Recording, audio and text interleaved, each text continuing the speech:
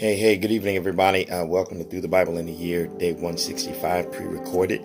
You guys know this is a part of us living out our yes. We're together. We are reading through Scripture, studying it together, learning it together, and therefore we're growing together. I've got service tonight, so I cannot be late.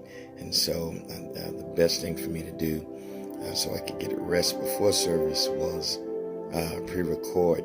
So tonight we're reading from the book of Luke chapter 4 verses 13 through 30, Ephesians chapter 6 verses 1 through 9, the Tehillim or Psalm chapter 119. We're still in that chapter, got a long way to go there, verses 89 through 96. And then we're still in 1 Kings or Emelakim Aleph, 1 Kings chapter 19 and 20, chapters 19 and 20.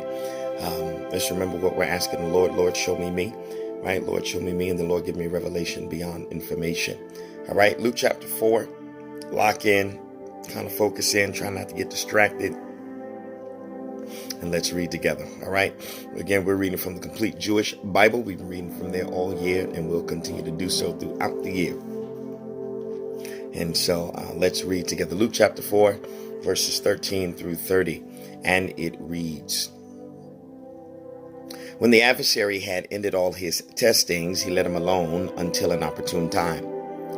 Yeshua returned to the Galilee in the power of the Spirit, and reports about him spread throughout the countryside. He taught in their synagogues, and everyone respected him. Now when he went to Nazareth, where he had been brought up, on Shabbat, he went to the synagogue as usual. He stood up to read, and he was given the scroll of the prophet Yeshayahu. Unrolling the scroll, he found the place where it was written, "The Spirit of Adonai is upon me. Therefore he has anointed me to announce good news to the poor.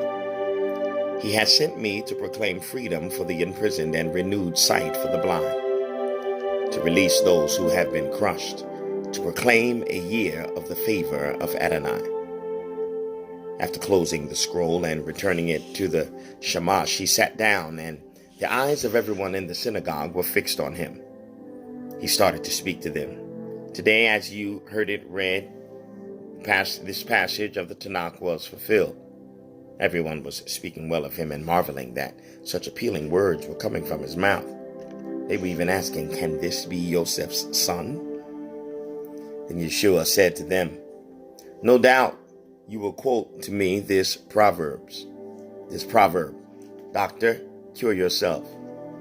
We've heard about all the things that have been going on over in Capharnaum. Now do them here in your hometown." "Yes," he said, "I tell you that no prophet is accepted in his hometown." It's true. I'm telling you. When Eliyahu was in Israel and the sky was sealed off for 3.5 years, so that all the land suffered a severe famine, there were many widows. But Eliyahu was sent to none of them, only to a widow in Zarephath, in the land of Zidon. Also there were many people with Zara'at in Israel during the time of the prophet Elisha, but no one of them was healed, only Naaman the Syrian. When hearing this, everyone in the synagogue was filled with fury. They rose up, drove him out of town, and dragged him to the edge of the cliff on which their town was built, intending to throw him off.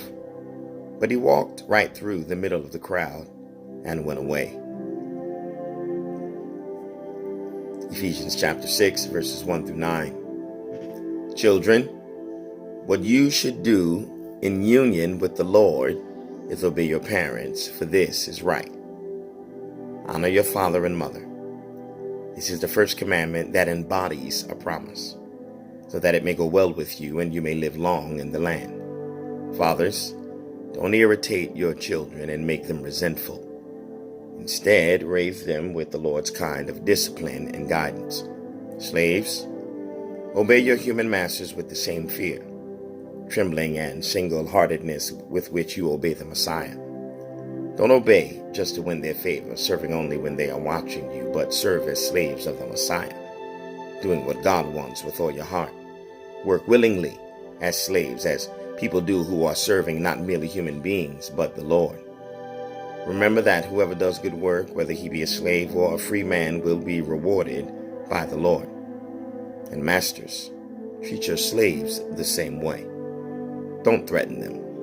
Remember that in heaven both you and they have the same master, and he has no favorites.